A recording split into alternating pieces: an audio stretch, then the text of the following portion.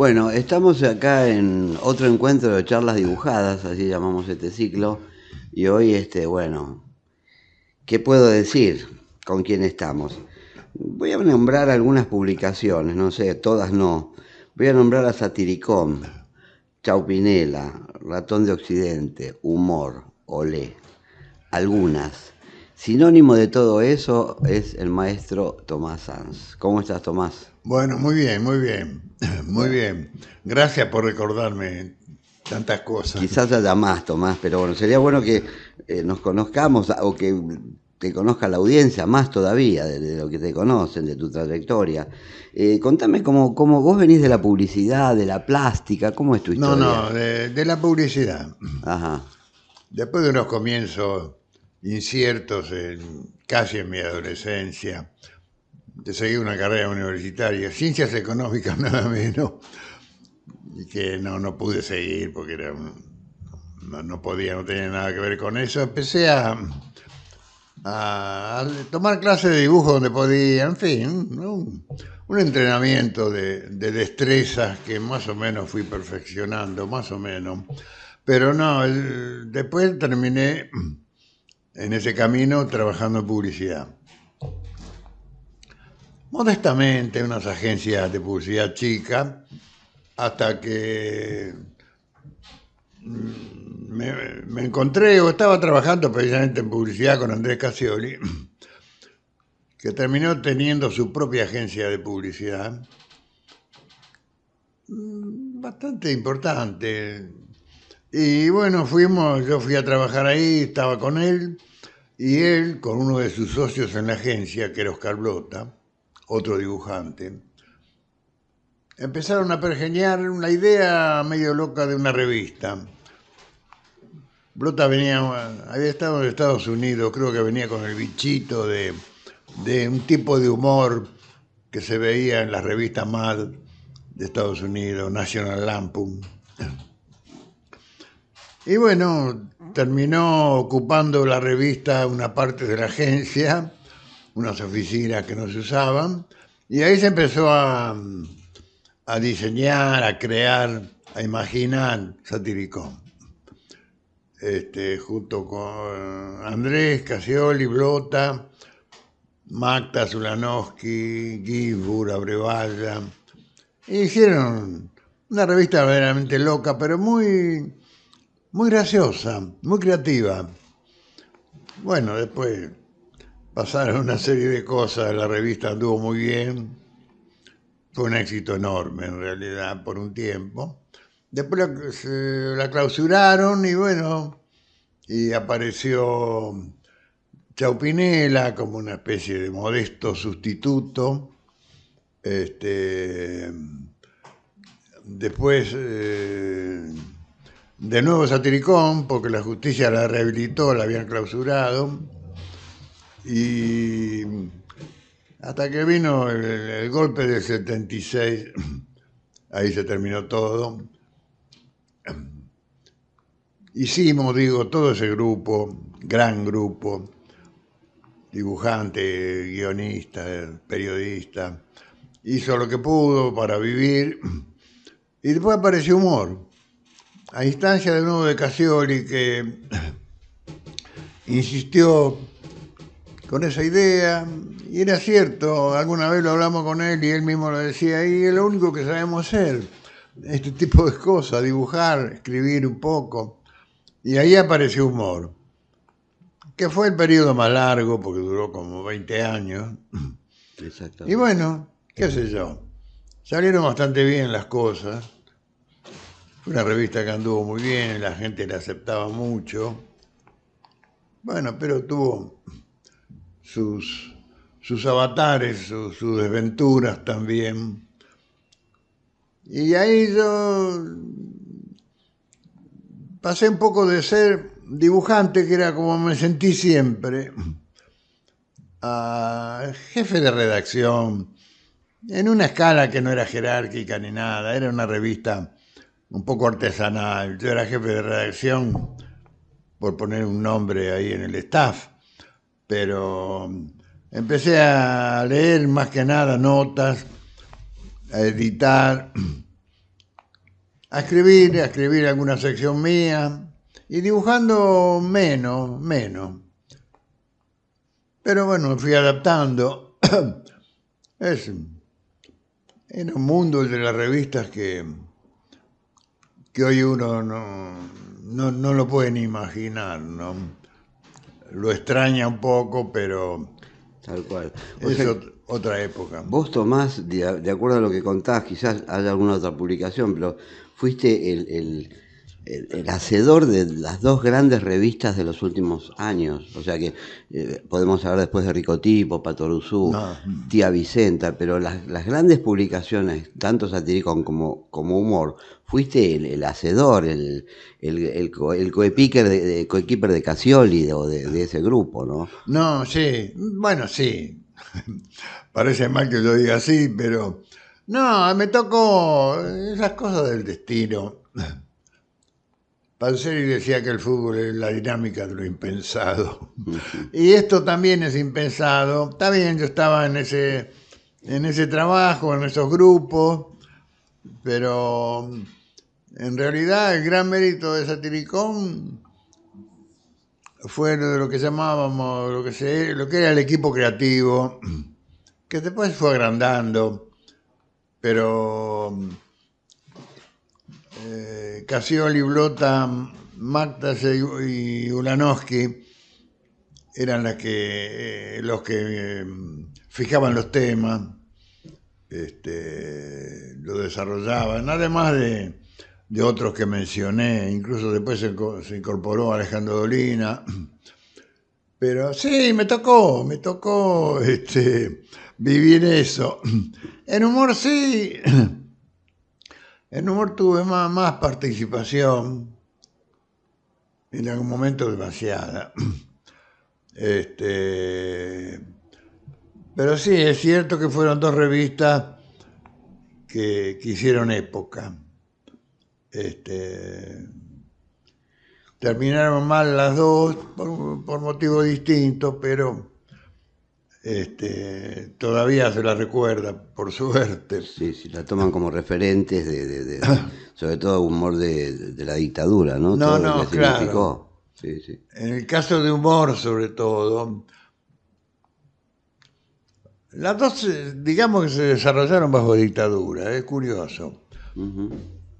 Lo que pasa es que en la época de Satiricón, la dictadura de Lanuse era un poco distinta de los bestias que vinieron después. Tuvo sus crímenes, los asesinatos de Trelew, un montón de cosas. Pero la revista se podía publicar, incluso con ese material, que era un poco agresivo, provocador, pero salió sin problema. Después se clausuró en un periodo democrático, son incongruencias que tiene la vida, no sé. Humor también salió en plena dictadura y hubo que gambetear algunas cosas. Y por haber nacido en esa época y haber tomado la posición que fue tomando, fue que concitó tanto el interés de la gente, la necesidad de la gente, que la llevó a cifras de tirada que no se conocían casi, bueno, desde Satiricón y desde las viejas revistas como Patoruzú o Ricotipo, ¿no? Yo recuerdo, Tomás, el día que se clausuró el número 97. Me acuerdo que yo vivía en San Isidro y yo estaba en la estación Retiro y como ese día habían cerrado la editorial, fui al kiosco a comprar la revista y el kiosquero me dice, metete la revista dentro de la carpeta. Yo tenía una carpeta porque venía la policía a clausurar el kiosco, a llevarse las revistas. Y sé que el número siguiente vendió una enormidad, la edición siguiente de Humor. Sí, ¿Es sí. así? Porque el cierre de Humor nos pegó a todos. No, no, sí. Hubo un juez, creo recordar por si acaso, creo que se llamaba Bujan. Hay que reconocerle su independencia, porque ante el pedido de amparo, el tipo resolvió enseguida y la revista salió de nuevo a los 15 días. Pero en la edición de secuestro de ejemplares, sí, fue muy curioso porque vos te la salvaste en una carpeta y otros kiosqueros la dejaban en los bares de la esquina. Ni bien se corrió la bolilla de que había una requisa. Y cuando venía alguien a buscar le decían, vaya al bar que la tienen ahí. Fue muy curioso eso. Hay versiones no hay una versión así certera sobre la causa de la clausura. Dice que fue una nota de Enrique Vázquez o fue otra. ¿Cuál fue la causa de la clausura de la revista? ¿O la tapa de Nicolaides en la patineta? ¿Qué No, fue? en el juicio que nos armaron después, estaban los abogados del Estado, del gobierno, digamos, en la acusación. Ahí salieron algunas cosas. Sí, en los fundamentos de la denuncia de los tipos estaba así, perdón, la tapa con Nicolai de comandante en jefe o jefe de la Junta Militar que se caía de una patineta. Eso Estaba la justicia detrás. con la justicia detrás también tambaleándose. Eso les pareció que era impropio porque ningún jefe militar de ese rango puede no manejar una patineta. Y había una nota de Enrique Vázquez que hablaba con buena información seguramente de una intervención que había habido en el sur, creo que en Comodoro Rivadavia, donde había un intento de investigar a jefes militares de una guarnición por desapariciones, por actos ilegítimos, y se daba el nombre y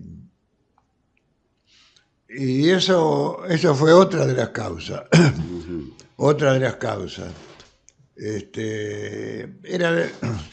Era demasiado, aunque se venían publicando cosas similares, pero se ve que estaban apretados, ya no aguantaron más eso. Creo que a raíz de esa investigación, eso que reveló